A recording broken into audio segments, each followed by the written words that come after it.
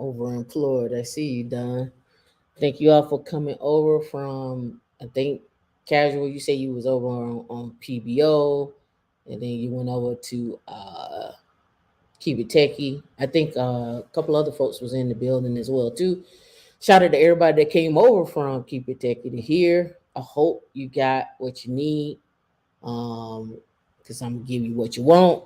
So that's just what we do. I did want to give a shout out, and I did want to share that certification one, even though it's Foolish Finance Fridays. I think it's just a good outline certification. Um, I see the peace and blessings. Sis, you dropped. You just assassinated those gems. You dropped them. Keep it techie live. I appreciate you. I appreciate you. It feels good to have people like you to look up to and be inspired. Listen, I want you to be inspired and execute. Right, being inspired. I'm not here to give you wish meat sandwiches. I'm not here to give you things that you can't do yourself. I am here to inspire you to execute. Right, I want you to go execute. Right, um, and actually do the work. Right, do the work. Um, because there are people out here getting it, and they've been out here getting it forever. And on top of that, they're gonna continue to get it. I'm one of them.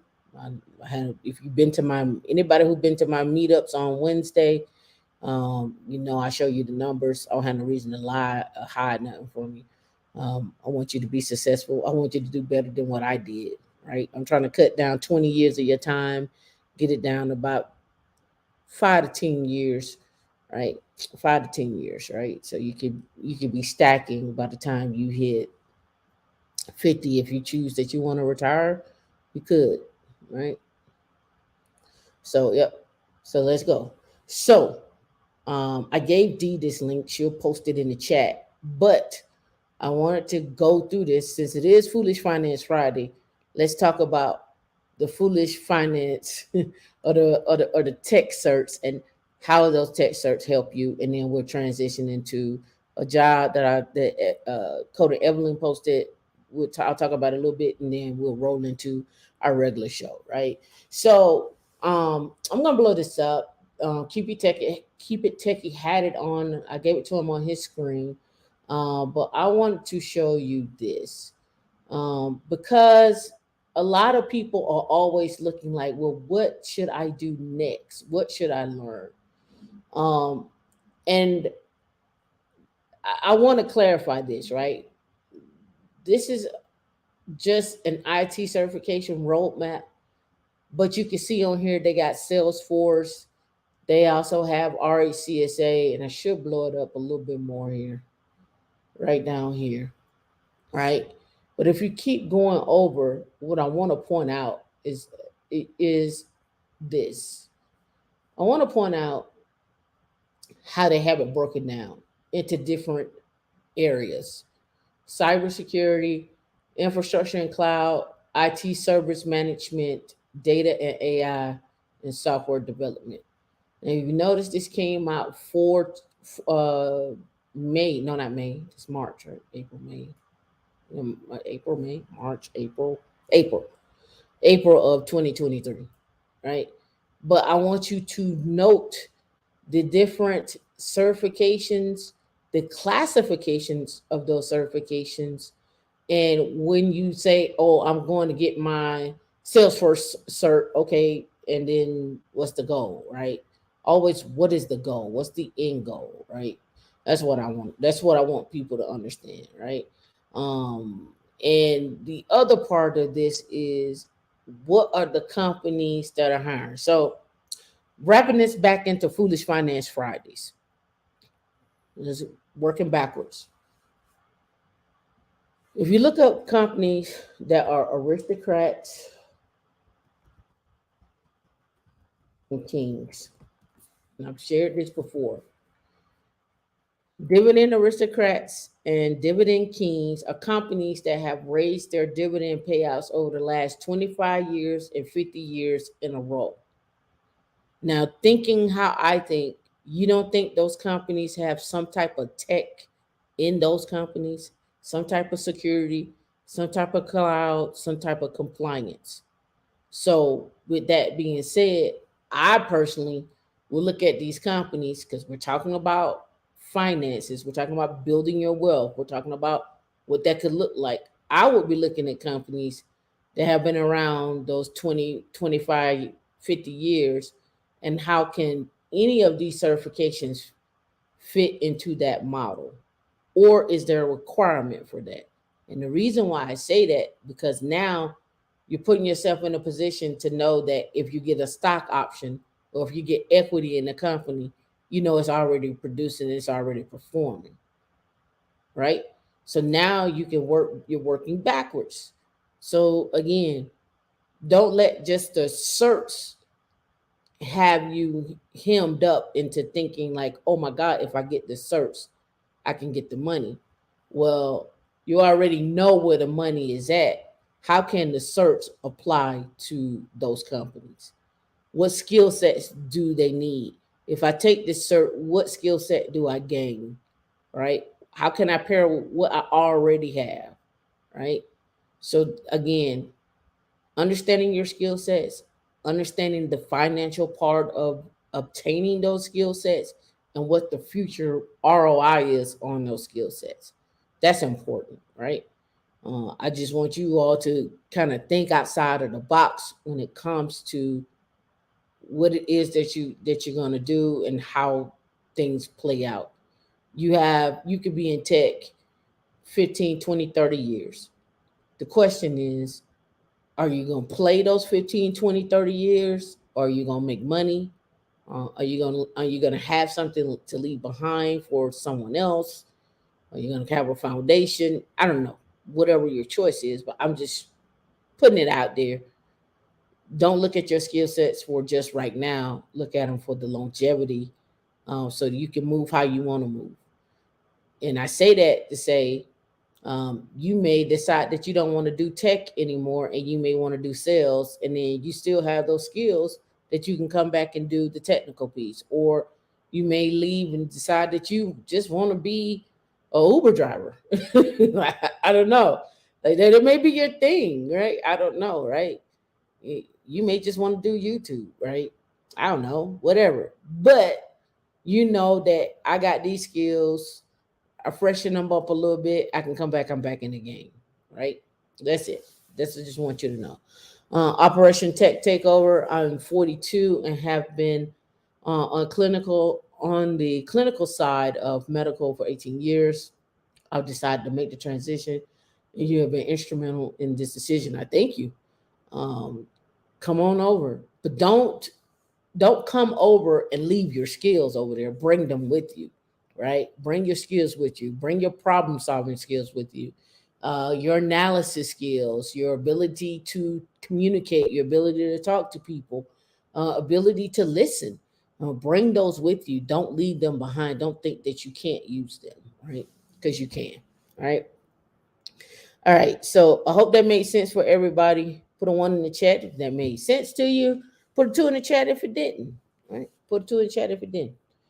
All right. So Coden Evelyn, shout out to you. Posted this job. I just wanted to pull this up because I I like numbers. So this one requires a clearance. It's a federal account sales manager. And let me see if they got the pay maybe at the top up there. Let me look for it. Oh, here it is right here. So blow that back up. So this job right here is for HPE, is Hewlett Packard, right? Three locations, the DMB, right? And let me go all the way down here. There you go, right there. And the salary for this particular position is from 204 to 459,000. So why am I showing you this? Why am I showing you this? Because a lot of you talk to people or hang out with people and they'll tell you that jobs don't pay that, or they don't exist, or you can't get to it. You know, I'm a calculator type of person, right? So let's whip out the handy dandy calculator, right? Let's whip that out. All right, so halfway in between there, let's say 350, right? Let's go 350. Say you get the job paying you 350. Now you know it can go to 459, but we're gonna go with 350 because sometimes y'all get scared when I talk about numbers at the 500 level. I don't know why you get scared, but whatever. Right. So 350,000 and multiply that by, let's say you make that for the next, I don't know, 12 years. So in 12 years you would have made 4.2 million, right? In 12 years you would have made 4.2 million. All right, so let's go back to our 350. And then if you follow the money guy, Dave Ramsey, so forth and so on, and they always tell you put 25% of your salary away. Let's do 0.25. So 87,500. So let's divide that by 12, being generous, 7291. Let's go to our investor calculator. Just just gonna run some numbers. They're loose, so you gotta forgive me. Let's go back to our calculator. 7291. Multiply that by 12. What was that number? 87,500. Okay. All right. 87,500. Putting away 25% of your salary every year. Just roundabout numbers. Roundabout numbers here. Divide that by 12 again. 7292. Let's go there. Or let's do 7,300. Make it easy on ourselves. 7,300.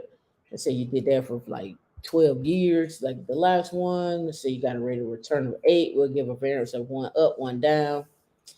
And then let's calculate that. So in 12 years, you'll be almost at $2 million, putting away 25% of your salary every year. Now, the question is, do you have the skills to get the job? Do you have the skills to get the job? Is your background clean for you to get the clearance? Because when I was reading through this, they're actually sponsoring the clearance side. So again, they're looking for somebody with prior selling experience, viewed as an expert in a given field, strategy designing, 12 years of experience, 5 years of federal account management, highly experienced in product, know thy product, right? Know what you're selling, right? Know how to motivate partners to sell our solutions. Again, those the who was that? Operational tech takeover. You know what? If I were you, I would go look at this job and I would look at myself and see what skill sets I have that apply to this. Literally, I would. And the reason why is because, again, you're working with people, you're working with humans, right? Yeah, you do need to have a clean background and credit, clean credit, right? You don't want to have your house in your mama name. You know, clean credit, but you probably could have your house in your mama name. It just don't show up on your credit. But I'm just saying, you just want to be clean with your stuff, right? Um, Remote candidate in the DMV area, top secret SEI, lifestyle, or CI, acceptable full poly is a plus, right? They single point of contact for numerous large name accounts in assigned country, geographic territory, and/or industry.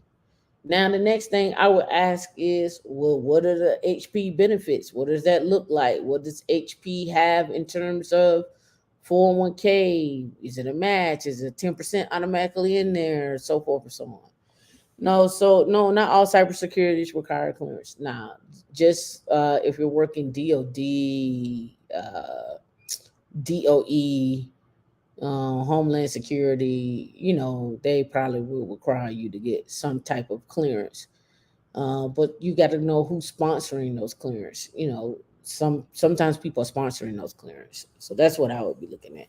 But I thought this was a good job to break down from a financial perspective on what that could look like over time.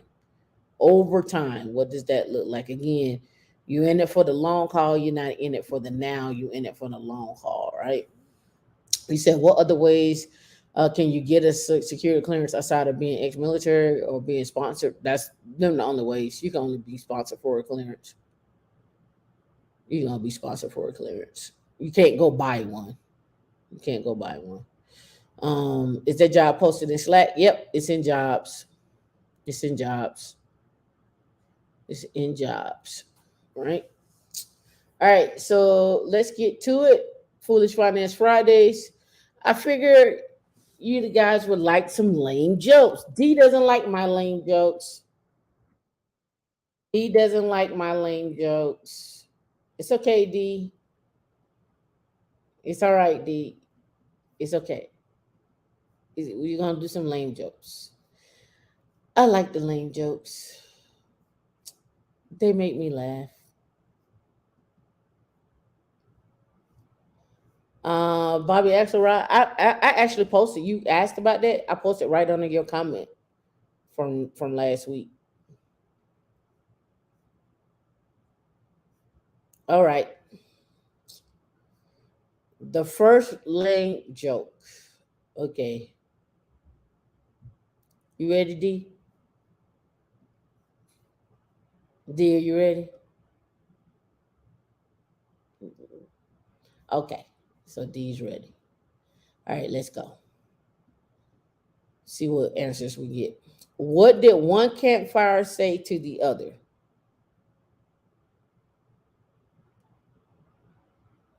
Let's go out one of these days. That's what he said. What kind of bear has no teeth? A gummy bear. These are old Laffy Taffy jokes. All right, last one.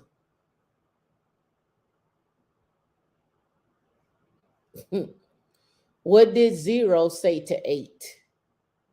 Nice belt. See, just a little icebreaker, little lame jokes. It's okay. You didn't see it? Oh man, it's posted right under there. All right, let's go. All right, so the market's been down for 3 weeks. I know, Heather. They're supposed to be lame jokes, Heather. It's the point. They're lame jokes. I'm gonna tell them. I'm gonna tell them at CubeCon in person. Heather, I'm gonna have about 15 jokes for you. You know why?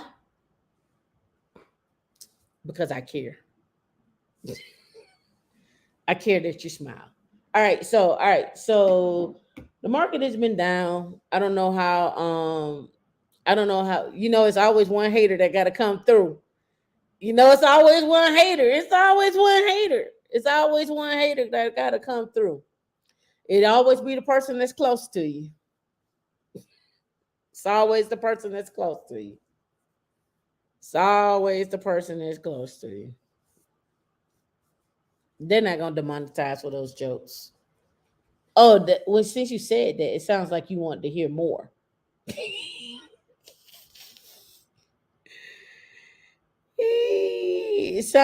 you said that, it sounds like you want to hear more, right? So that's what it sounds like. Hold on. Okay. What do you call a grandmother who tells jokes? A graham cracker. Between Afri and D and Heather, the number one hating crew, just the number one hating crew. That's what it is. What's up, Keep It Techie? How you doing? All right. So the market's been down. I don't know if you all been watching. Uh, have you been watching what's going on in the market as far as like Where to put your money at, this, that, and other. So I always try to do, try to, at least keep up with what's going on, who's doing what, who's buying what. Um, I actually have posted. Did I post it in our Slack? I think I did. Let me double check. These are free events. I think I posted them, but let me double verify. If I posted them here, I know I posted them in Blacks in Technology. Yep, I did. I posted them in Blacks in Technology. Let me go there. So these events are from Charles Schwab, right? And I'm not telling you to attend these events. I'm just saying to you that they're free to attend. And if you just want to know some knowledge or whatnot, um, it's a good thing. So here we go. All right. So um, Charles Schwab has these coaching classes. You can download them and add them to your calendar, and go from there, right? So like they have like trader talk, get to know how to use Charles Schwab. You don't have to do that. Exploring Thinkorswim, how to chart the market, getting started with stock investing, and they have them every single day, and they're free to attend. I attend them just to listen to them and whatnot, to see what they're saying, and then trade and growth and value stocks. So if you want to know what are growth and value stocks, but what's the difference? What are the, like it says, what routines and guidelines should you consider as a self-directed trader or investor? And they have a weekly broadcast. You don't need to join Charles Schwab to watch them. You just literally like just click on them, and it comes up, and it's a video, and they do it every day, all day, right? um just a good way for those that don't know, that don't have a clue what they are. Now I do like Nerd Wallet. I don't know if you all follow Nerd Wallet. I like Nerd Wallet. So if you go here to Nerd Wallet and look at their videos, they have a few videos here. What do you do with your money? What to do with your money when you get laid off? Again, we were just talking about being overemployed. What does that look like? Being overemployed and you get laid off on one, right? Money saving tips, analyzing rental options. I like their site. They're, and then there's small chunks. They're not long. They're like, 5 minutes, 10 minutes. Something you can sit back and watch, and then go do your own deep dive from there. So, you know, those are the things I think are beginners. I'll give this to Dee. She could post this. Oops, not that. But here we go. She could post this, and you can take a look at it if you want to. And Nerd Wallet, you can just type in Nerd Wallet on YouTube, and it comes up. But there's Nerd Wallet website too, right? I think everybody should have some basic foundational skills when it comes to, just information itself, like what it what it is, like, what is an IRA, what is a 401k, what is a Roth IRA, what is a mega Roth. Like, you just should just know some basics for yourself. You may not do them, but you just know what they are. And so, yeah, Nerd Wallet, as you can see here, they break their website down a little more into, like, you want to know about banking, financial planning, insurance, small business, investing, right? The 401k, the Roth IRA, taxes, right? Some of you all don't qualify anymore because you make too much money to be in a Roth IRA, and so you have to get out of that and go to a traditional IRA, or you may need to roll over to a Roth 401k. What are the income limits? How can you maximize that out? These are things that I think you just should know, especially when you're going into a new job. You should know those things. Like, if they offer a Roth IRA or a Roth 401k, most of the time you see companies, they offer a Roth 401k, especially for those with high salaries. So they're offering a Roth 401k, right? All right, so bonds. Let's go. Let's take a step back because that may let me do Investopedia, and let's talk about what are bonds. Let's start with the basic first, right? The basics of bonds. All right, so here we go. It's updated this year. No ad, go away. All right, so a bond. A bond is a fixed income instrument that represents a loan made by an investor to a borrower, typically the government, right? A bond can be thought of as an IOU between the lender and the borrower and includes the details of the loan and its payments. Bonds are used by companies, municipalities, your local cities, states, sovereign governments to finance projects and operations. You wonder how your local cities and so forth get roads and stuff paid. One way is through bonds, right? Owners of bonds are debt holders or creditors or issuers. Bond details include the end date when the principal of the loan is due to be paid to the bond owner and usually include the terms of the variable interest payments made by the borrower.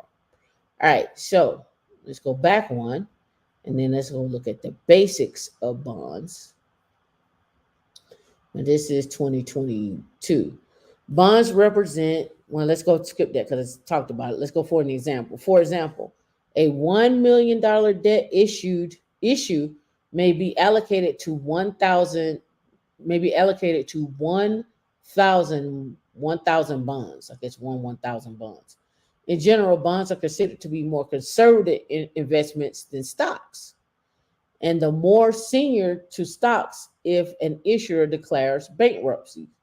Bonds also typically pay regular interest payments to investors and return a full principal loan when the bond matures.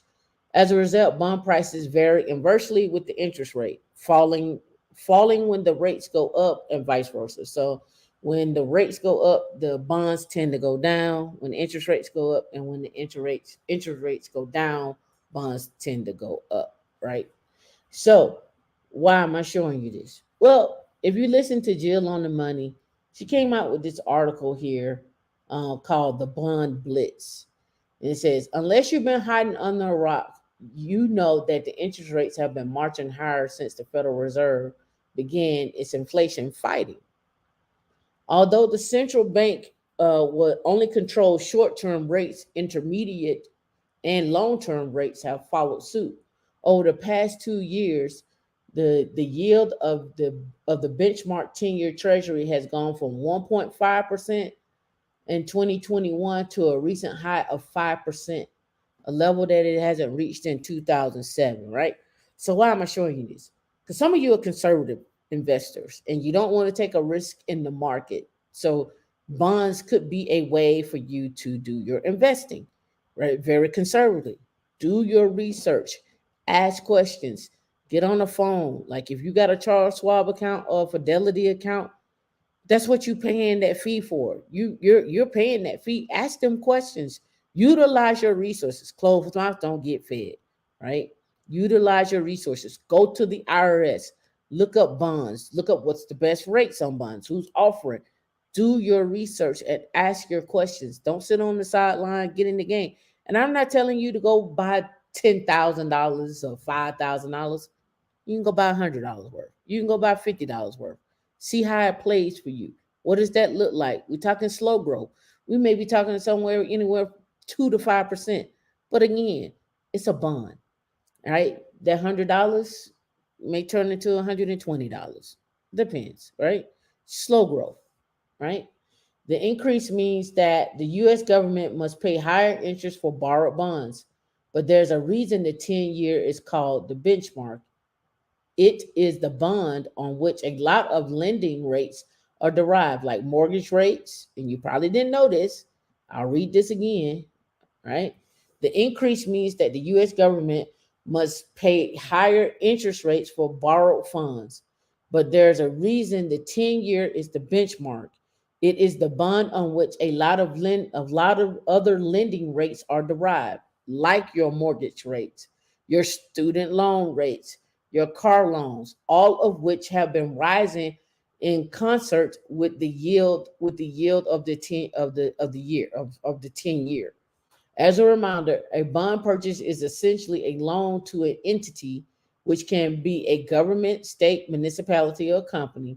The loan is established for a predetermined period at a fixed rate of interest. Borrowers are on the hook for the interest payments, either at periodic intervals, say usually 6 months, or at the end of the agreement when they repay the obligation in full.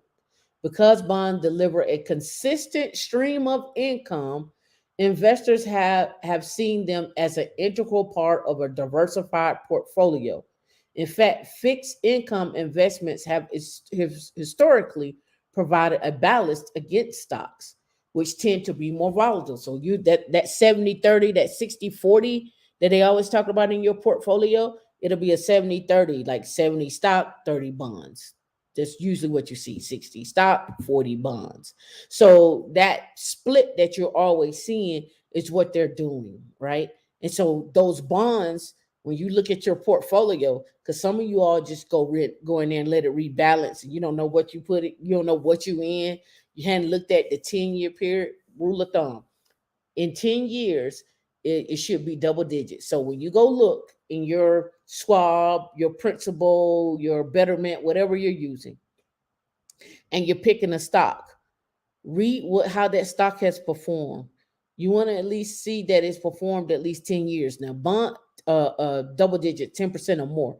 Now, bonds typically don't do that. They're around about 2 to 5%.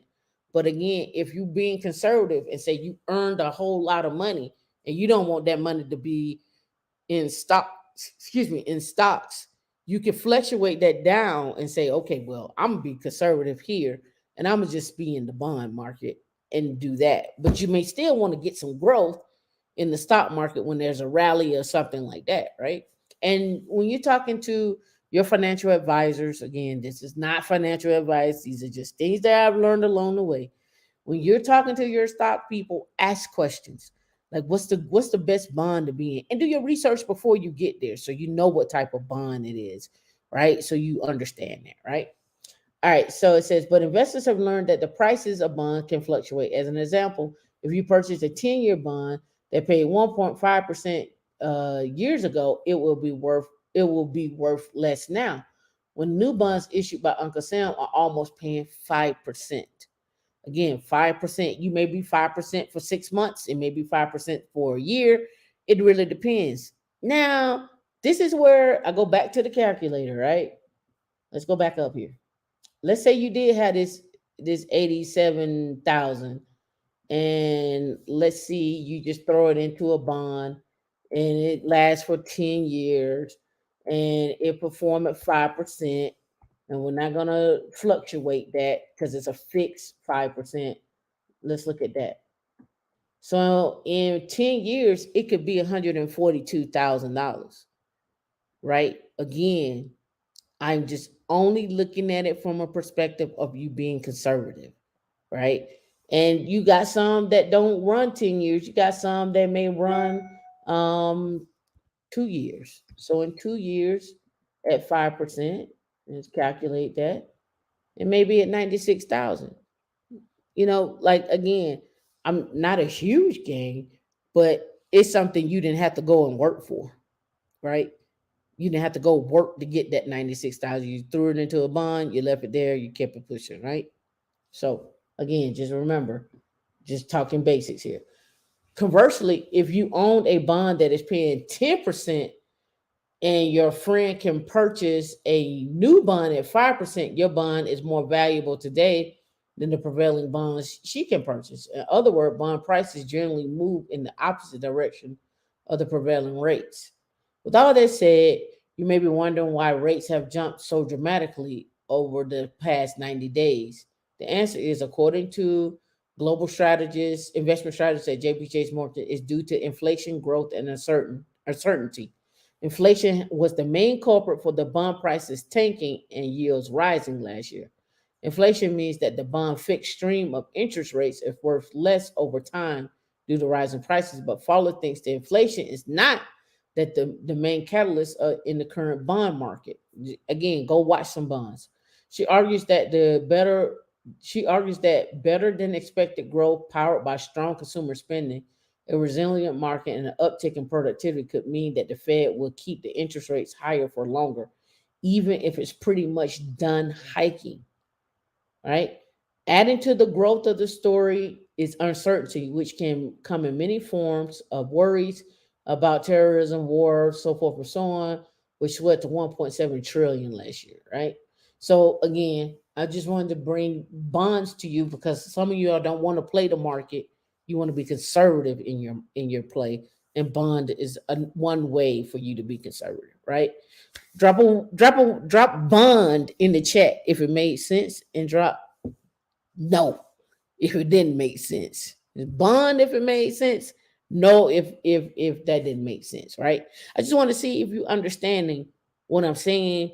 And again, go do your own research. I just try to bring to you things to help you fight against losing your money, which I'm trying to keep you from losing your money, right? I want you to keep your money as much as possible to stretch out over time. I got you, King. You said you didn't understand. I got you. I got you. All right. So here we go. Avoid these 9 scary money mistakes. 9 scary money mistakes. All right. I'm just going to go through the mistakes. You don't have a financial plan based on your goals. All right. So here we go. We put this money over here into, and we bought a bond, right? Now what? What am I going to do with it? After I buy that bond and it has some growth, what am I going to do with that money? Right. So again, having a financial plan, having a financial goal, having a certification goal, having some type of goal. Like, don't have it in your head. Literally write it out. Throw it up on the wall. Put it on a sticky, something. But again, be visual in your goal. Get around like-minded people that can help you accomplish those goals. Just remember, just because you have maybe 5 goals, don't mean the person in your first goal is going to go with you to your 5th goal. There may be another group of people. There may be somebody else you may need to get around, right? All right. So the next one is you wait too long to start saving and investing. That's why I talked about bonds, because some of you don't want the risk.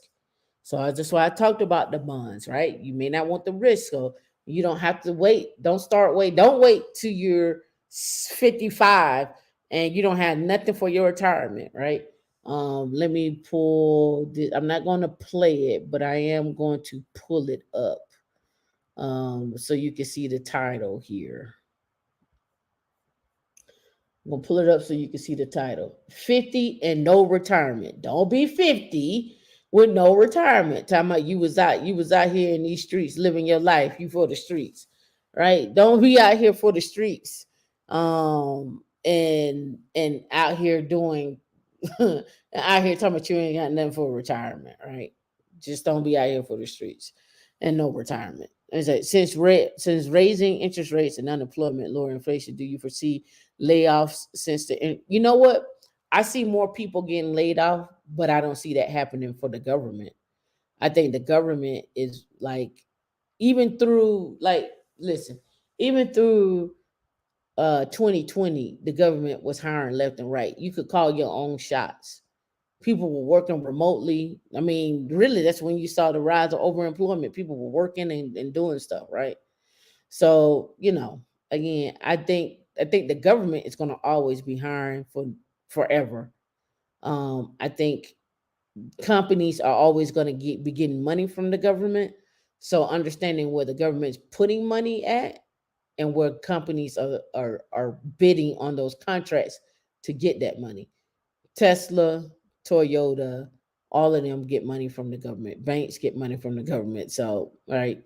So understanding what that looks like and where that money is going, that's where it's at now. On your tech side where you got new companies that are IPOing and so forth and so on. We haven't seen as many IPOs as we normally see, right? We haven't heard a lot about like, oh, this company just IPO. In fact, let's do our due diligence and do TechCrunch. I mean, you have to go somewhere to look up IPOs. All right, what's the upcoming IPOs? So we got Blue Health, On Door Concepts, Rygor, IRM, right?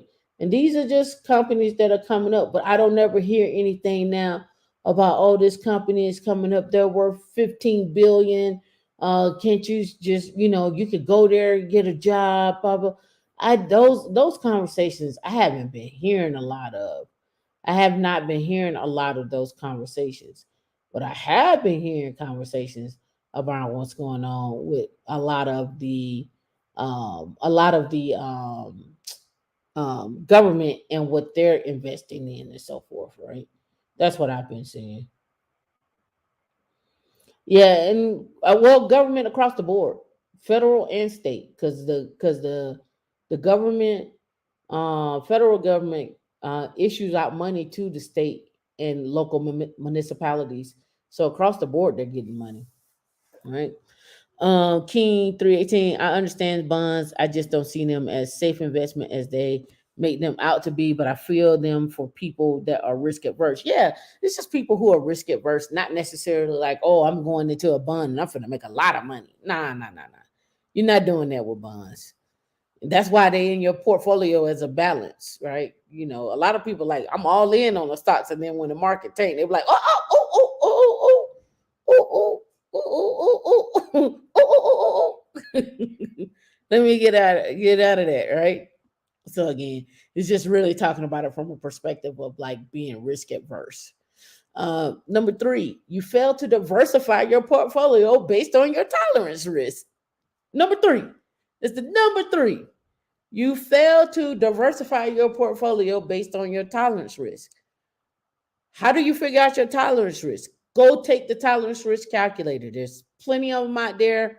Bank rate, nerd, while all of them have them, right? Know your tolerance. If you know full well that you can't stand to lose $5,000 at one fell swoop, you may not want to play. You may not want to play the S&P 500. You may not want to do that.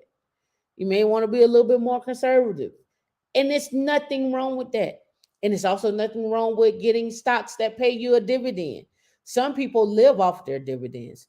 Some people buy stocks and as an added bonus, they live off the dividends on a monthly basis, whether it's $500 a month.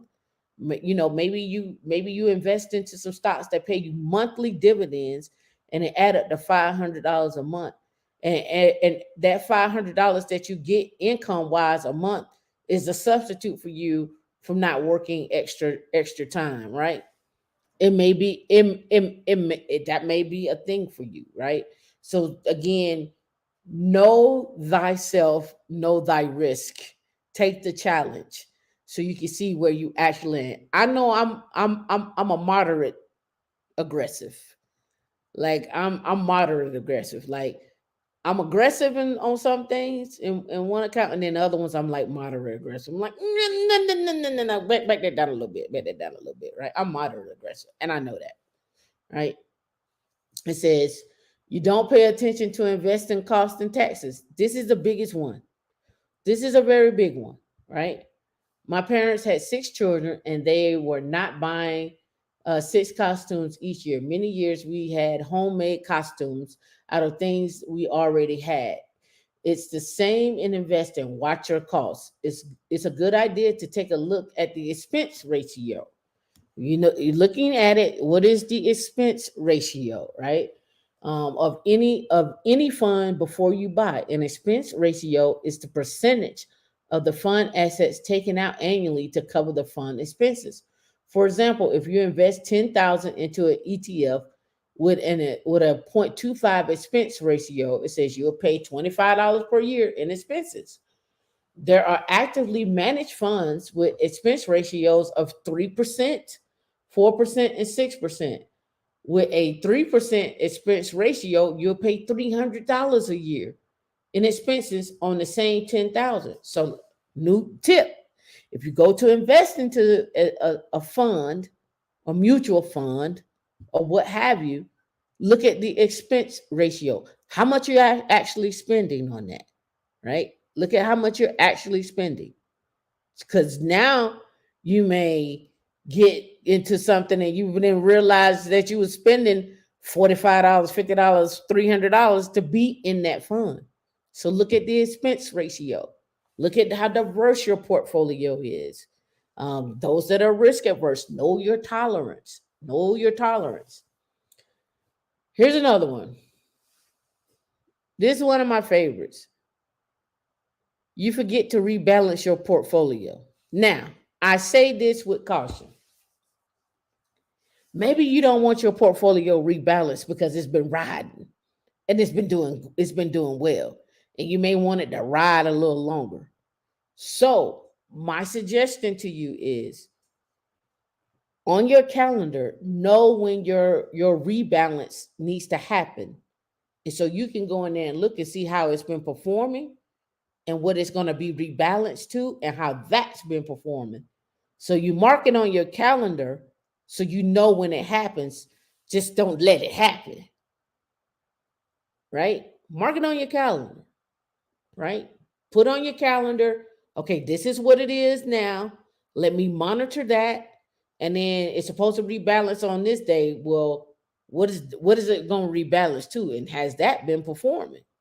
Right?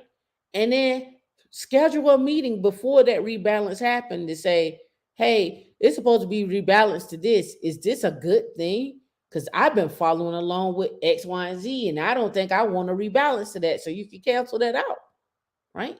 Just a FYI. God, use your calendars. Use your calendars to mark things so you can keep up with it, right? I know I saw Wild Cowboy. And then casual comes saying you're not risk adverse. I put a whole ash year of salary into Bitcoin way back. Did you get anything back? Okay, you paid off. Okay, cool. That's right. Get the lights up. Get the lights up. What's going on, Charlene? How you doing? All right, so let's go. Next one. People do this all the time. You try to time the market. Can't time the market, right? You react emotionally to news and sell investments. Like they say, don't take your soldiers off the field. Leave your soldiers out there working. Number 8, you don't have an emergency fund. You don't have an emergency fund. A lot of you all don't have an emergency fund. Does everyone have a brokerage account at least? Does everyone have a brokerage account? I hope everyone does. I don't care if you don't buy nothing but Tesla in that brokerage account. At least you in the market plan. At least you're trying to figure it out, right? The next one up is you don't have a spending plan. I'm guilty of that. I'm not having a spending plan. I'm spending. I'm, I'm riding around and I'm getting it. I'm riding around and I'm getting it. It's mine. I spend it. It's mine. I spend it. Riding around and I'm getting it. Right? All right. So it says 81% of Americans didn't increase their emergency savings this year as the majority feels behind. All right. So Dave Ramsey told you all you need to put is $1,000 in your emergency fund, but your rent or your mortgage is 2,200 or 1,500. Your car note is 300 or 750, and your food bill is $400. And you get laid off, and all you got is $1,000 in your emergency fund. That might not be it, Sway. You ain't got the answer, Sway. You ain't got the answer, Sway. Nah, you gotta put the money up, right? Whatever you spending out every month, you should be at least able to put at least all of that back up, or at least half. You can build that over time. At least half. So here's the one thing you don't want to be without. Now, here's the thing I do know. I don't want to be without lights, water, and a place to stay. I can go eat off the dollar menu. I can go. I literally can eat off the dollar menu. If I got a hot $20 to last me 2 weeks, give me one chicken nugget, and I'll drink some water and a fry. I'll go to the store. I get a pack of ground beef. Hey, you know how to make it stretch. You go to the store, you get a pack of ground beef and some pasta, and make you some spaghetti. You don't buy garlic bread. You take that toast, you take that bread and you put some butter on it and some garlic and make you some garlic toast. All right. You know how to make that money stretch. You know how to make that food stretch. Yep. Yep. People don't have a savings. And we are in, like, I think there was it 1.3 trillion in credit card debt. Yep. Rice and beans, soup, tuna.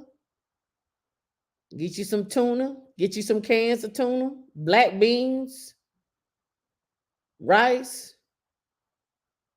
You can get any kind of rice: white rice, Spanish rice, yellow rice, ramen. Make it happen. Make it stretch.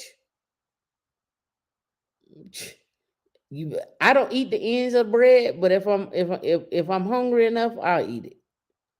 But I ain't never been that hungry. All right. I put this up here. It says higher pay leads to surge in STEM graduates. Oh, y'all catching on. Science tech majors are the most lucrative, experts say. Right? When it comes to the highest paying bachelor degrees, engineering and other STEM related fields, a study continue to dominate. They're now talking about $90,000 a semester for college. $90,000 a semester for college. Right? Oh yeah, don't forget to get some potatoes. You can make French fries. You can have a baked potato. You can have them any way you want. As a result, more students are pursuing careers in science and technology and mathematics. However, in some cases, you do not even need a degree to get a foot in the door. All right.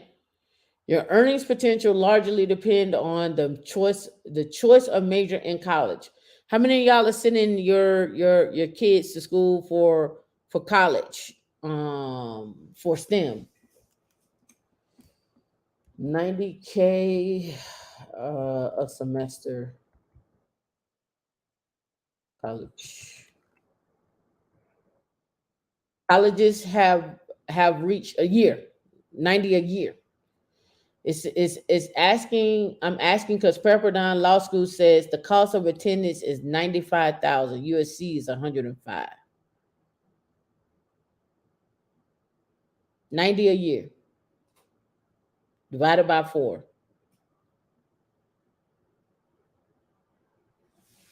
90 a year. That's still a lot. That's still a lot. 90 a year. So 90,000 divided by 4 comes out to 22,500. What you put into your 401k for the year. 22,500 a semester. You have to go 4 years of college. So 90,000 times 4, 360. So you're coming out to $360,000, not including room and board. I'm gonna assume. Yep. 90 a year.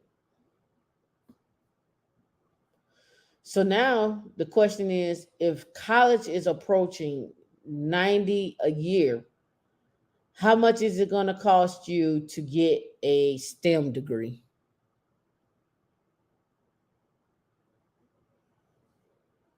Right? Students are taking note, said according to Eric Greenberg, president of Greenberg Educational Group, New York-based consulting firm. Today, a lot of people would pick a niche program because there are more opportunities there. STEM majors tend to be the most lucrative. That's bringing people in. The highest paying majors are mostly STEM. Pay scale. Recent college salary report found that petroleum engineering is the currently highest paying major overall. Graduates in the field earn nearly six figures just starting out and more than 200,000 with 10 or more years of experience. Yeah, okay. Right. So, technology jobs also claim the most spots in the top 10 list of the highest paying jobs currently available, according to a separate job report searched by the ladders. Right. So, if you click on technology jobs, let's see, would they give it to me? I guess it's not there anymore. Yeah, it's not there. I have to look for it. All right.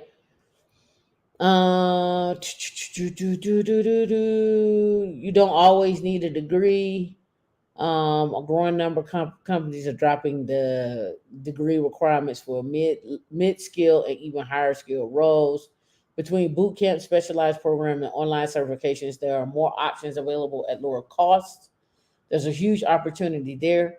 Still, occupations as a whole are steadily requiring more education, according to a separate report by Georgetown University. The fast and growing industries such as computer and data processing still require workers with disproportionately high education skills compared with industries that have not grown as quickly, right? So I wanted to point that out to you because we here at Foolish Finance Fridays want you to know you're at 90,000 there.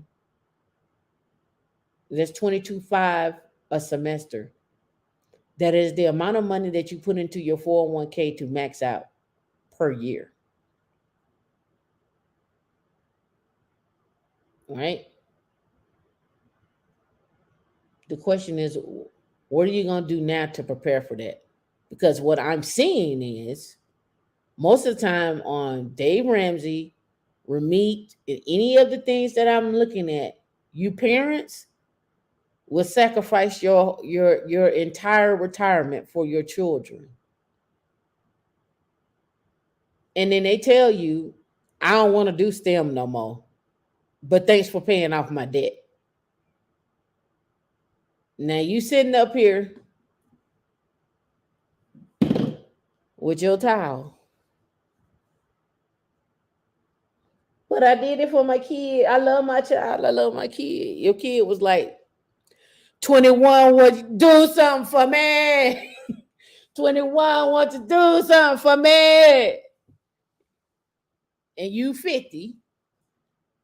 And you don't have nothing.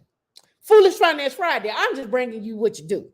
I see y'all out here. I get it. You love your kid. I get it. You love your kid. That's my baby. Oh, how the dude do it, D? Oh, that's my baby. He shake his hand. Oh, that's my baby. I get it. I get it. I get it. I get it. But when you hit that, yeah, but when you hit that 75 and you got 45,000 in your account and your house ain't paid for,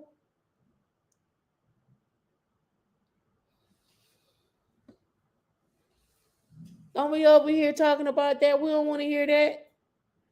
Well, what was I supposed to do, Tam? I can't just leave my child like that. Your child better get a job. You better do like my mama said. You better go to work. You better get two of them. All right. So again, I'm just pointing out, don't go broke trying to save your child. Don't go broke trying to go to send them off to these Ivy League schools. If you ain't got it, you ain't got it. Figure out another way. scholarships, in-state school tuition, whatever.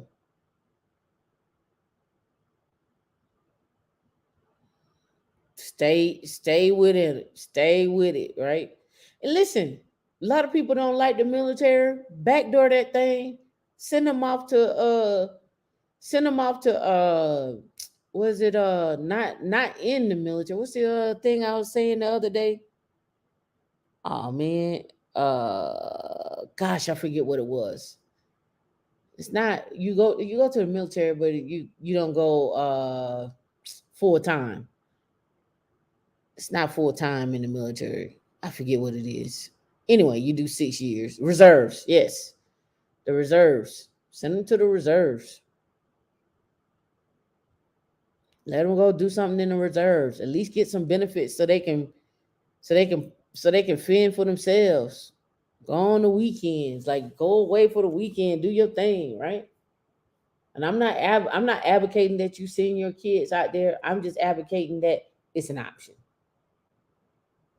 And on top of that, they got the cyber reserves. Have y'all seen that? The cyber reserves, um, with the Air Force, right? Where they can go on the cyber defense operations with the Air Force as a reservist, and they get to go work at Space Force and become a space guardian, a Space Force guardian, right? That's what they get. They go in, they become a Space Force guardian. Knowledge of information systems, completion of a single scope background, they get a clearance. Completion in 7.5 weeks of basic training must be between the ages of 17 to 42. So some of y'all know some men and women out there that's about 35 and they like, I don't know what to do. 21, won't you do something for me? Right? Here you go. Minimum education of age 17 or high school diploma or GED or 15 college credits. Let them go get 15 college credits. 15 college credits. Then they got career tasks, 1 of 4, like what you gonna do? Like, you gotta be thinking outside the box. Get them out there. Here we go. Let's go view our careers. I'm just trying to get you, to see other ways for money wise. All right, so let's go part time. Do do do do do. All right, so they got some nurses, they got security forces officers, mental health nurse, just different things, right? It's 207 of them. I won't go through all of them, but that's just with the Air Force. And if you look up Space Force Guardian,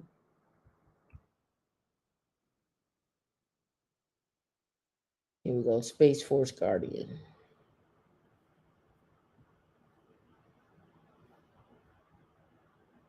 Become a Space Force Guardian. You can go military and you can go civilian. You go civilian, you get insurance, you get a retirement, work-life balance. If you went military, you can go base salary, insurance, retirement, education, vacation, travel, recreation. Right? Become a Space Force Guardian. You're like, what is that? You know that existed. Yep. You've been protecting both the Earth and space. And they got different careers in intelligence. Let me blow it up a little bit. They got engineering, technology, logistics, intelligence, leadership, and you can go this route as a reservist as well too. Right? So I'm showing you different ways that you don't have to spend this 90K. Well, that 90K can come be 30K or something like that. Yeah, this audio is weird on there. You want to fight some aliens? Charlene said reserves got with my daughter. She's a veteran now at 25 years and wants to re-enlist again into the Air Force. I told her to do technology. Yep. And again, I'm just pointing out just different ways, right? So you can avoid that 90K, because you don't want to be this person here, because you're not going to have an emergency fund paying from somebody's college at 90K a year unless you got it like that. You're gonna react emotionally because you don't want to see yourself in debt and them in debt, so you're gonna pay out everything in your brokerage account. You're gonna try to time the market to see when to take it out, and the next thing you know, you be like, well, I got 45,000. I'm gonna have to work the next 20 years to build that back up. All right. So that's that. All right, let's get into let me see. All right, I want to talk about this. Let's talk about this. So you got a 401k, y'all love each other, y'all bonding with each other, y'all snickerdoodling, but then you find out somebody ain't been faithful. And now y'all headed You've been working hard and saving. So now let's look at, what does it look like leading into Foolish Finance Friday? What does it look like for you and your 401k in a divorce? Um, Again, you have it established before, but the growth that grows after you get married over time is up for the snatcher root. So let's look at that. For retirement. So what happens to your retirement now that you're getting divorced? Hi, I'm Max Truthenberg Marshall, attorney and founder of Porchlight. Today, I'm going to be answering the question of what happens to a 401k in a divorce. First, you should know that most typically, 401ks and other retirement accounts are marital property. This comes as a surprise to many of my clients because their retirement account is solely in their name and often connected with their job. But if it was earned during the marriage, it's marital property, and that means it's subject to division during the divorce. Now, maybe you have a retirement account from a previous job that was earned entirely before the marriage. That would be your premarital separate property, and it wouldn't be subject to division in the divorce. More commonly, people have a retirement account that was partially earned before the marriage and partially earned after the marriage. In that case, you have a commingled asset, and part of it is your separate property that is not subject to division in the divorce. But the part that was earned after the marriage is marital property and is still subject to division. When courts divide property in a Georgia divorce, including retirement accounts, they use a system called equitable distribution. This just means what's fair and not necessarily what's equal. But in reality, the result is pretty close to a 50-50 division of the total marital assets. That doesn't mean that every... So your balloon in your 401k, and your men and women, it ain't just men and women. In your 401k balloons, y'all been working and y'all been together 20 years. Y'all been maxing out your 401k. You've been maxing, and then y'all hit that wall and y'all like, we ain't together no more. And your 401k is 2 million. Young hot summer fun young lady. And then your man over here, he been like, nah, I ain't been really putting in there like that. I only got like 300,000. Who you think they're gonna snatch from? Who you think they're gonna snatch from? Right? It stay with you after asset that. is split exactly down the middle and half given to one spouse and half the other. But the court puts all the marital assets in a pot and divides it pretty close to even unless there's some extremely compelling financial reason not to. Usually the fact that your spouse acted terribly. Listen, I bet y'all think twice now after y'all hear R. Kelly's song, Let's Go Have on a Baby. You be like, ooh, some way and you hate them and are now divorcing them is not a compelling reason in the court's eyes to deviate far from the 50-50 division. That being said, you and your spouse can reach any kind of agreement that you want on the division of your assets. You do not have to leave this decision up to a judge. So if you and your spouse are looking to reach an agreement on how you can divide your assets, there are a couple ways you can handle the retirement account. One way would be to balance out the assets in the retirement account with another asset from the marital estate. So say there's a similar balance in your retirement as there is in a similar amount of equity in the marital home. Maybe your spouse really wants to keep the marital home. It might make sense for your spouse to keep the marital home and all of the equity in it, and you to keep your retirement account and all of the funds in that. These assets don't have to be necessarily dollar for dollar matching. And there may be other assets in the marital pool that can be divided and used to offset things. So maybe you have a money market account that has probably a smaller amount of funds in it than your retirement account or the equity in your home. That could be used to balance it out. If say the equity in the home is slightly more, then you might get more funds from the money market to balance out the fact that the retirement account is slightly less than the equity in the marital home. Another option is to divide the 401k with a quadro.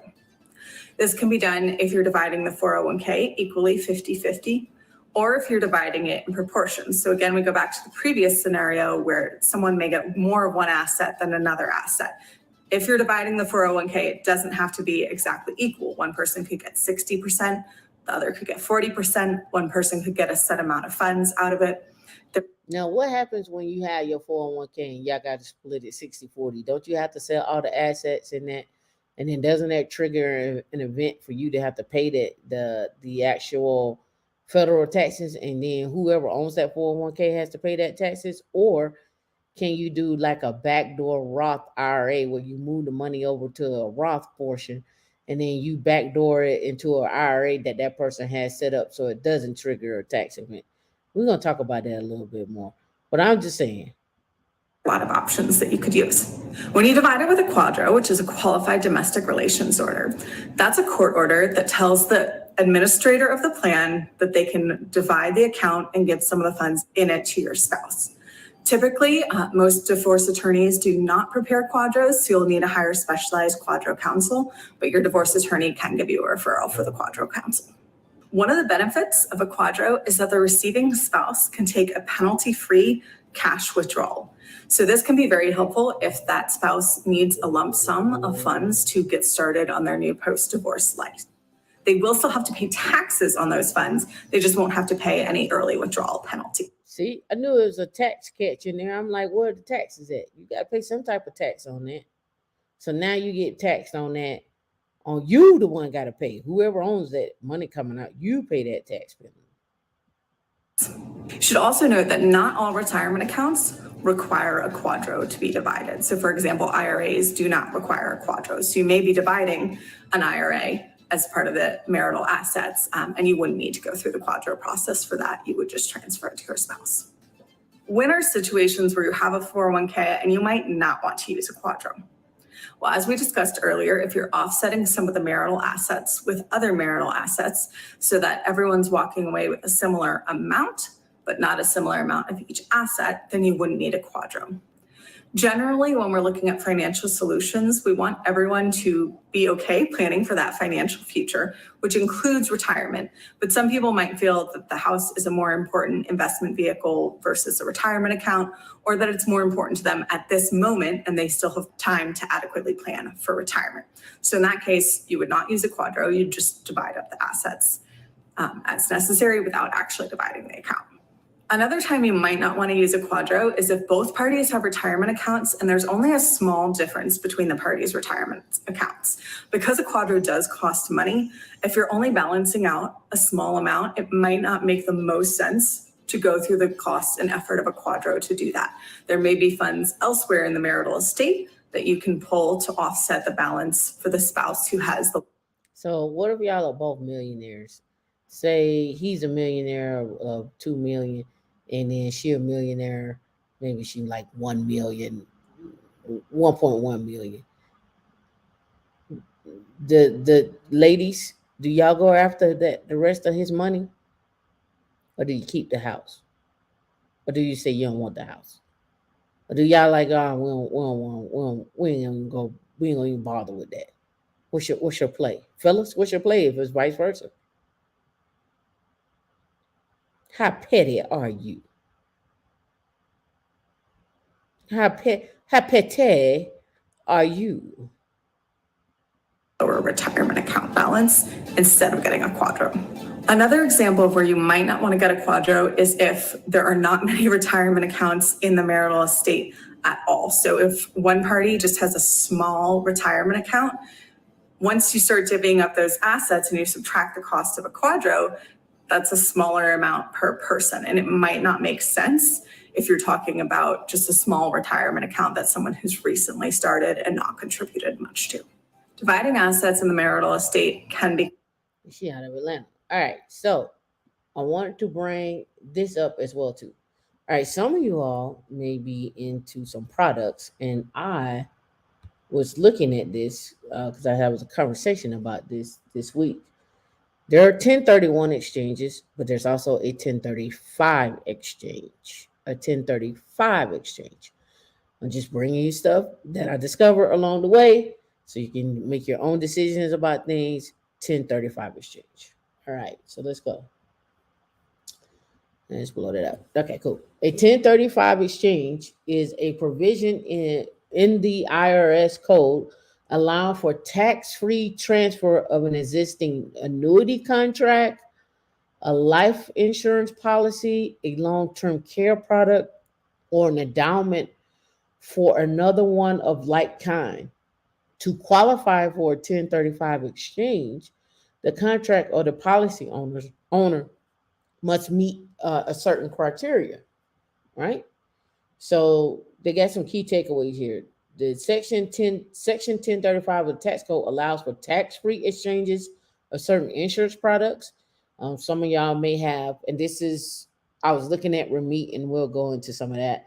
But I was looking at some people are in contracts and they don't want to be in them anymore. And so in order to get out of them without a penalty, they can do a 1035 exchange, right?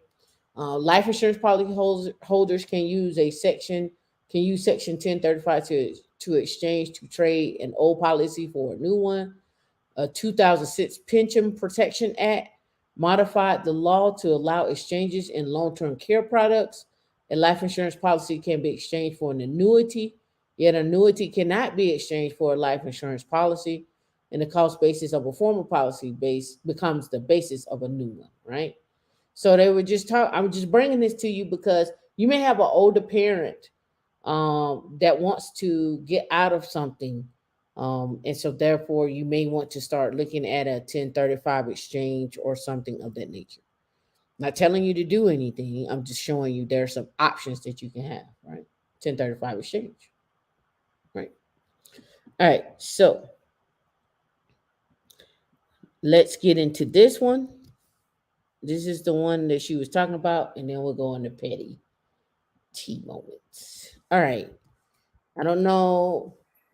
I don't know how many of y'all know about this, but there is a thing called a backdoor Roth IRA or backdoor IRA. How you want to look at that? All right. So say this. So this happened to me. I have a 401k from another company. I've invested in the traditional side and I've invested in the Roth side, but I'm no longer with that company. I then want to take that IRA that Roth portion and put it somewhere else, but I can't contribute to the Roth like directly.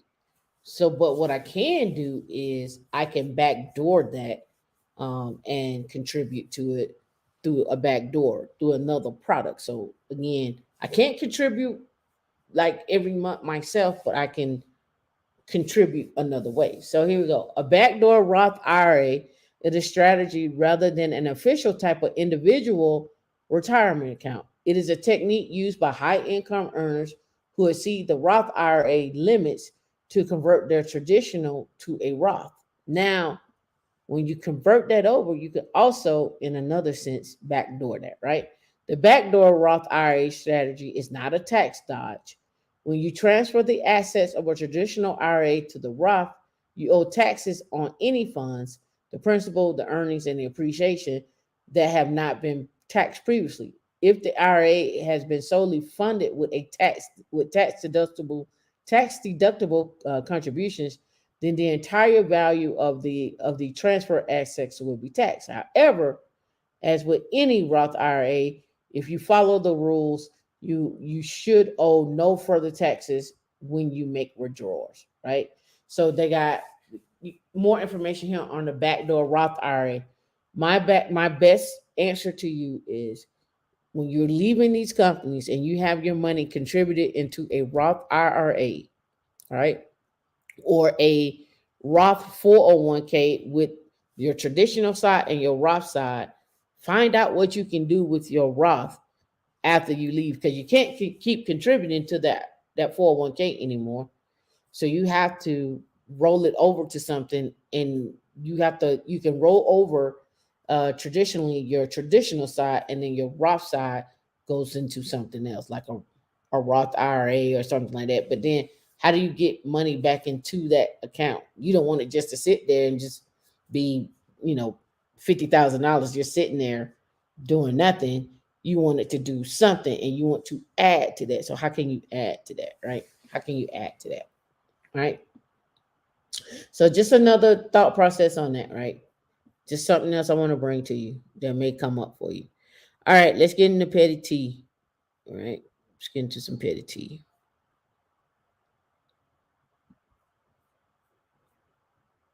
All right, I have my own business. I have my own business, but it's under my girlfriend's name. I want to get a $800,000 mortgage. Will I be laughed at?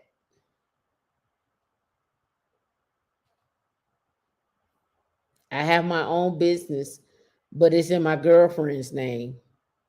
I want to get an $800,000 mortgage. Will I be laughed at? Why is the business in the girlfriend's name? Why is the business in the girlfriend name? In addition to my two existing business, I'm working on a third, but they are under my girlfriend's name for privacy reasons. Put them in your girlfriend's name for privacy reasons. I have more questions. Okay, first off, I'm a complete beginner. I know next to nothing, and I'm expecting to be laughed at here. Here's my question. I currently live with my girlfriend. I have been looking for houses, and I found a very nice quadplex that's been renovated. I run two businesses, but personally have no source of income. Here's why. In addition to my two existing businesses, I am working on creating a third, but they're under my girlfriend name for privacy reasons. Money isn't an issue. I would like to take advantage of both us both using federal housing FHA loan before we get married. I know that FHA are applicable for up to 4 unit house. And I was wondering if it's possible for me to get a loan to purchase this unit with no income. The unit is $800,000, and each unit has 2 bedrooms in an area where the average rent is $1,000 per room. The estimated mortgage would be $5,000. And if I rent out each room at $1,000 a piece, that could be a potential of $6,000 to $7,000 in rent. It's a popular college town, sound like Boulder, with new renters coming and going every year. I have zero concern about finding tenants. Am I dreaming, or would the potential rental income be sufficient to make a purchase?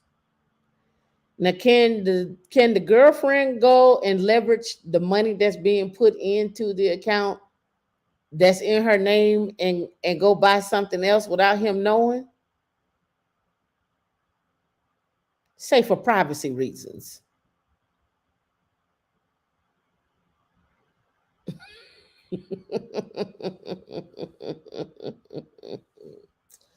Let's go. Lending standards are pretty strict with conventional mortgages, so you may run into issues since you have nothing on paper to show for your income. If your privacy reasons are related to taxes, your chickens may be coming home to roost. If so, you may wish to consult the tax guy. For FHA mortgage, the lender will need to verify your employment for the most recent full 2 years. If you are self-employed, you would need to produce documentation to show how the business is doing financially and so on.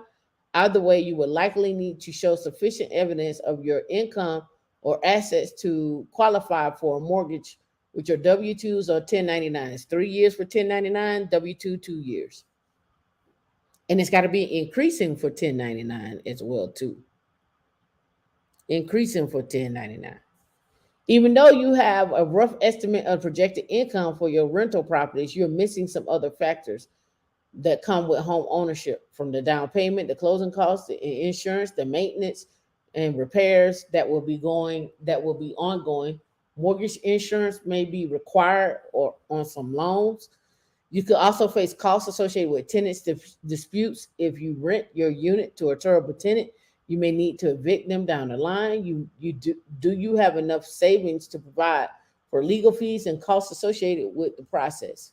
The problems with an estimated income, another potential spanner in the works, your estimated income will not be taken at face value. You will have to get an appraisal to estimate the rental income, which can be presented to a lender. The appraisal will give you a fair market rental value of the units, plus 75% of your projected rental income will count, not the full amount, when applying for the mortgage. Lastly, consider the market today. High interest rates as well as home prices. Will you be able to successfully purchase this home, or will you have competition with this purchase price? There's some types of loans that allow you to purchase homes with no income and no employment verification, but bear in mind they're not qualified mortgages. Non-QMs aren't insured, guaranteed by FHA, Fannie Mae, or Freddie Mac. After the subprime crisis, the U.S. enacted consumer protection laws under the Dodd-Frank Act. Right? Ultimately, you're likely to hit a wall because of your lack of income.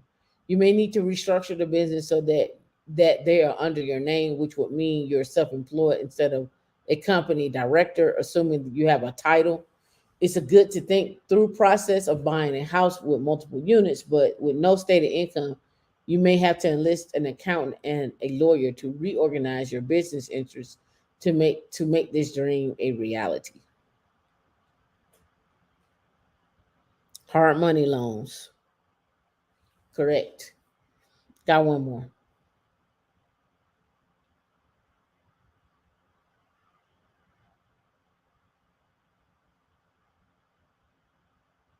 I actually got two more. Let's go. My ex-husband tried to secretly sell our rental home. He now suggests a 70-30 split as he paid maintenance for 20 years. Is that fair? I'll read again. My ex-husband tried to secretly sell our rental home. He now suggests a 70-30 split as he paid maintenance for 20 years. Is that fair? D says he's a rat.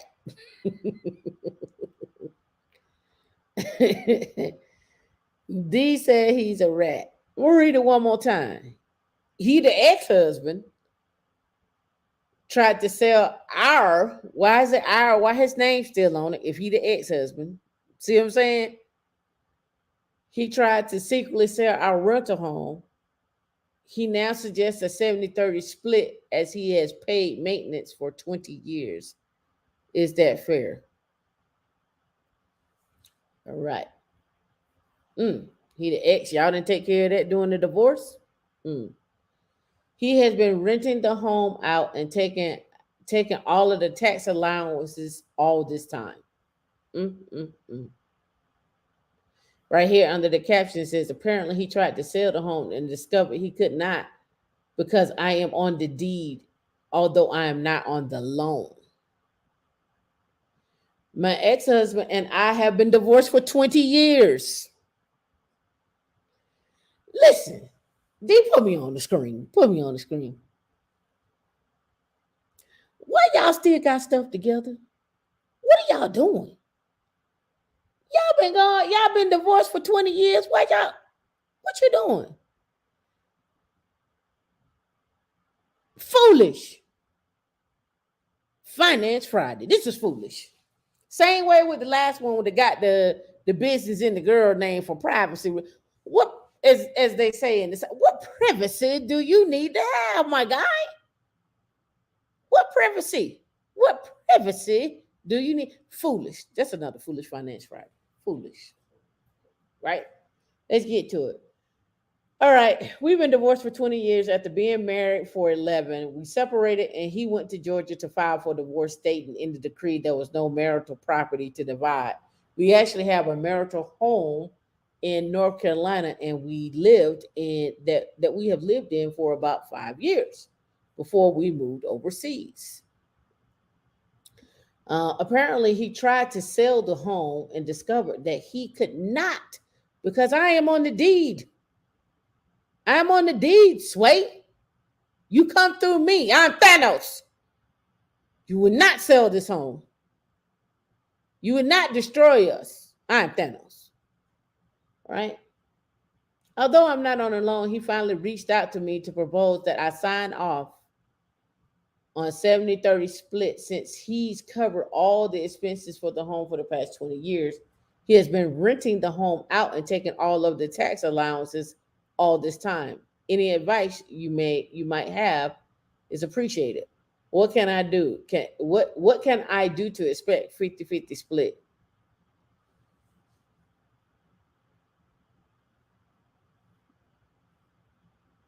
The money is. Dear divorced.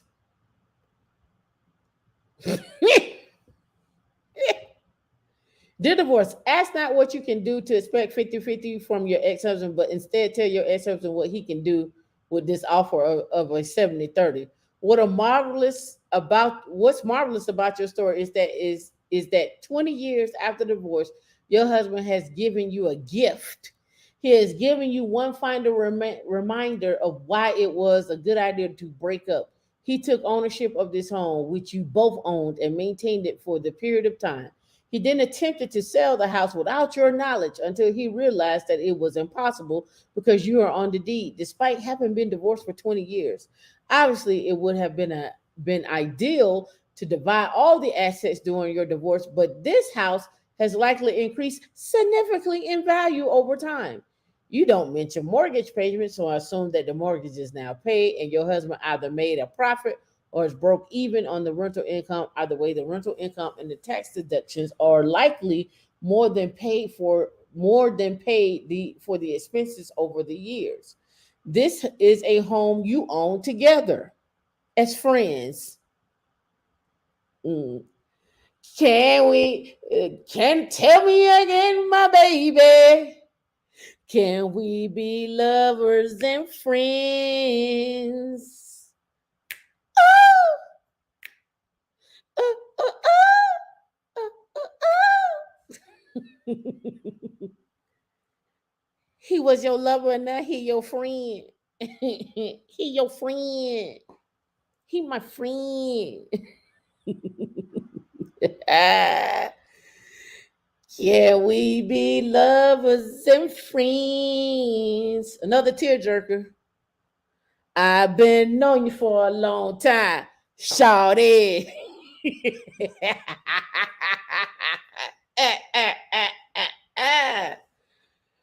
All right. So equity, correct, D, over time, over 20 years. We're gonna say we'll give a doubt 10 years, right? Get a fit of the doubt 10 years, right? All right, so this home is a home you own together. So I'm confused as to why he attempted to sell without your knowledge. I have two theories. He either believed erroneously that they were on the loan, that you were on the loan, but not on the deed of the home. It turned out to be the other way around, or he thought that the time plus distance equal a quiet payday for him. Either way, I'm not sure what he did was on the up and up, but you're on the deed, not the loan, so he has no leverage. You're on the deed. He is not. There's no leverage. Thank you. Oh, I want to thank you. Oh, bump, bump, bump, ba bump, ba bump, ba bump, bump, bump, bump, do do do do do do do do do do do do, bump, bump, bump, ba bump, ba bump, ba bump, ba bump, bump, bump.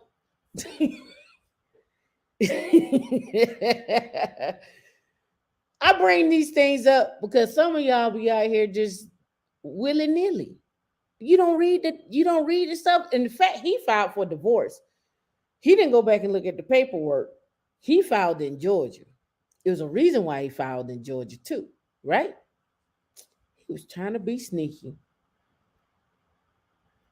He was trying to be sneaky. All right. So it says, so here's what I like you to write in an email. On the one hand, I do appreciate that you took care of the house. On the other hand, the house produced rental income. So it either paid for itself or you made a profit. And you took a tax write down on all those expenses. So I suggest a 50-50 split. Once you've gotten that out of your system, delete the email and simply tell him a 50-50 split seems fair and equitable, all things considered. If he balks, suggest filing a partition of action. You will also face capital gains tax when you sell. For 2023 tax year, you're not subject to capital gains taxes if your taxable income is 44,625 a year or less as a single person. If you earn 44,400 and 492 a year, 492 a year as a single filer, expect to pay 15% on 250,000 and above. Above those levels, capital gains rate would be 20%. All's fair in love and divorce, but not always in marriage. I received letters from people who were either confused about whether their name was on the deed or the loan, or word if they were outright deceived. I hope this is not emblematic of what goes on in the marital finances. But this is why we have community property laws, according to which anything acquired during a marriage belongs to both parties, and equitable distribution laws under which property is divided fairly and if not equally. So, fellas, listen: the fact that you brought her that car, that Mercedes, and then you were like the guy that ripped out the engine in the skid or whatever. He talking about, now I put this in, and he ripped out the engine in it. Look, fellas, y'all are married. Ladies, y'all are married. So it is, in some states, it's an even distribution here. Fellas, y'all be like, she took half. Yeah, yeah. The states say that. Ladies, listen, take notes from Mary J. Blige and Faith. Faith had to pay Stevie J a lump sum of $1 million when she got divorced from him. She didn't have to pay permanent alimony, but the alimony lump sum. Remember, there are four different types of alimony: permanent, lump sum, and I forget the other two. Right, and then I think the other one is over a certain period of time, and then something else until they get on their feet or something like that. But again, you got to remember, alimony comes from men and women.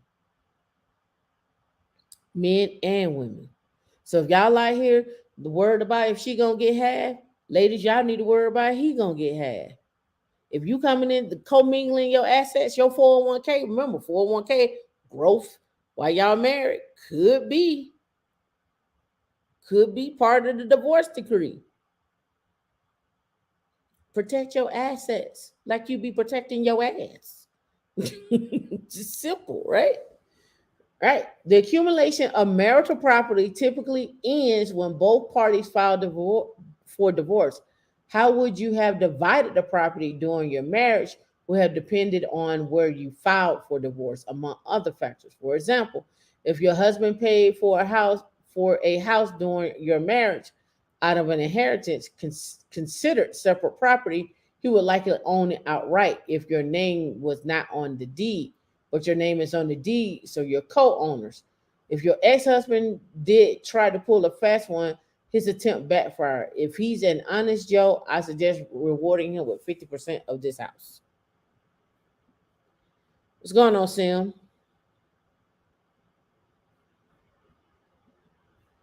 All right, last one. And we out of here. This was a good one. My father has been lying about his finances. He owes a lot of money. He's not in good health. Will my mother be responsible when he dies?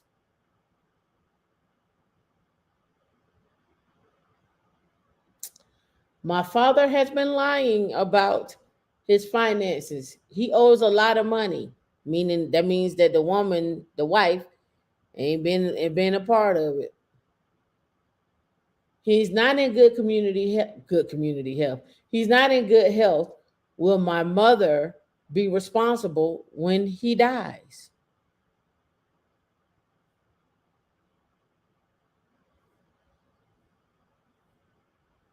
I'm in my 40s and recently learned that my father has been lying about his finances. He owes a lot of money to many people whom he borrowed over the years. He has no source of income to pay them back with. I am in my 40s, so they got to be in their 70s, maybe 80s. He owes a lot of money to many people whom he borrowed from over the years, and he has no source of income to pay them back with. He does own several properties, but they're not selling, given how terrible the housing market is at the moment. And even if they do sell, they won't be enough to cover what he owes. He's older and not very healthy. My siblings are worried about the burden on my mom if something were to happen to him. They're still married. To what extent should she be responsible for his debts? I hope that life insurance policy is hot.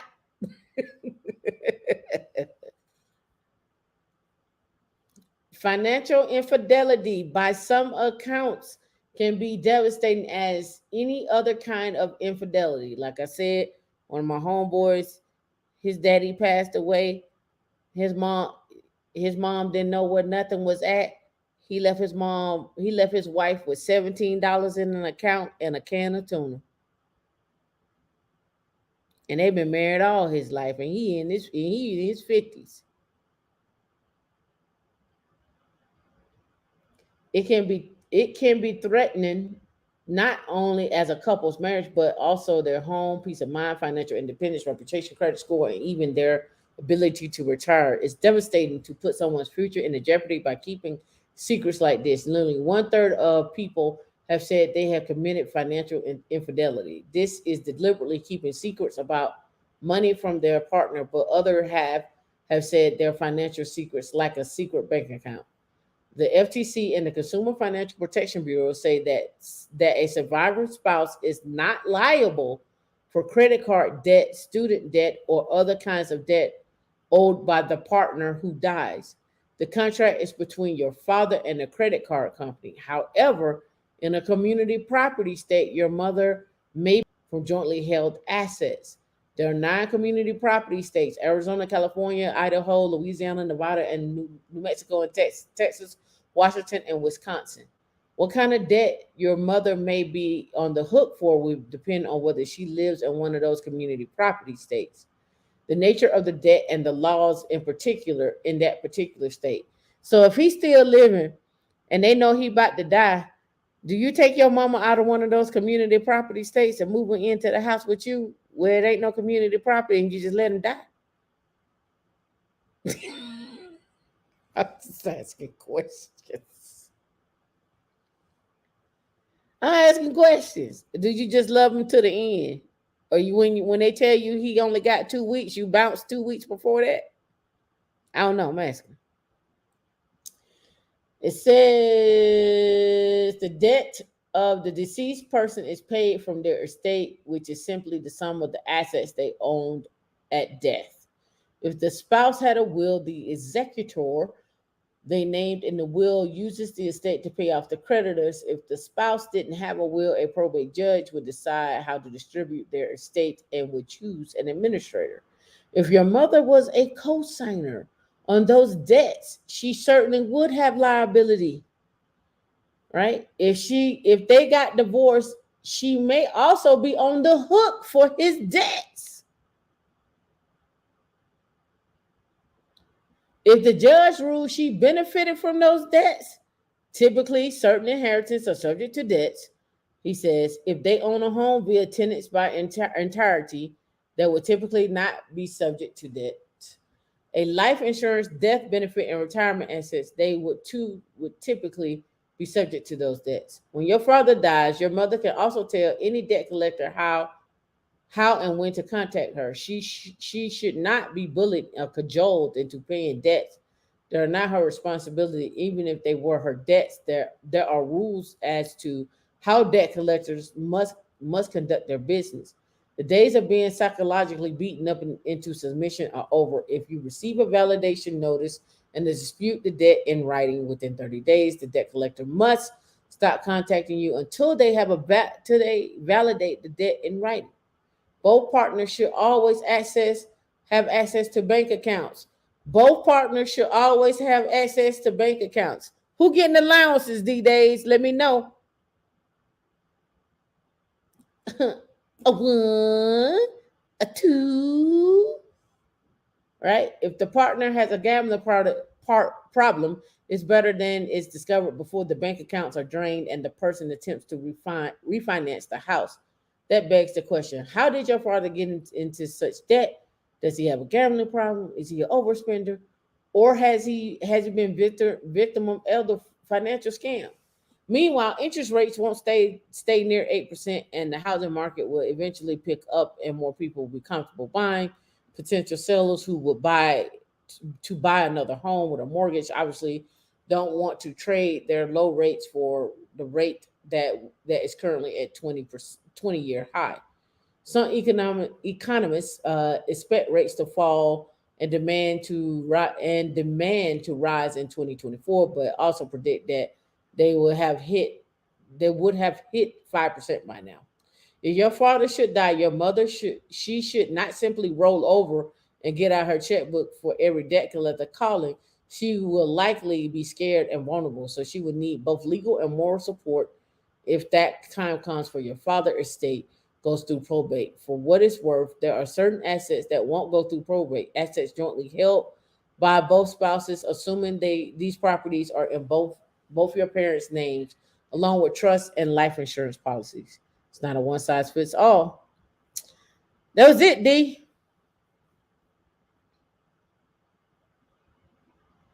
That was it. Name on the deed, girlfriend, business in the girlfriend name, husband lying about the debt, wife is old, she don't know. Foolish. Triple F. 90K for school. Y'all out here just working and dying. Ain't no enjoyment. Working and dying. All right, D. I'm up out of here. I hope y'all had fun. Foolish Finance Friday. We out. We came on early. Do I have a name for the mastermind yet? Don't get me started. Don't get me started. Don't get me started. I ain't gonna do it. And to all my Facebook haters, we see you. Remember, every time you comment, you're responding to a bot.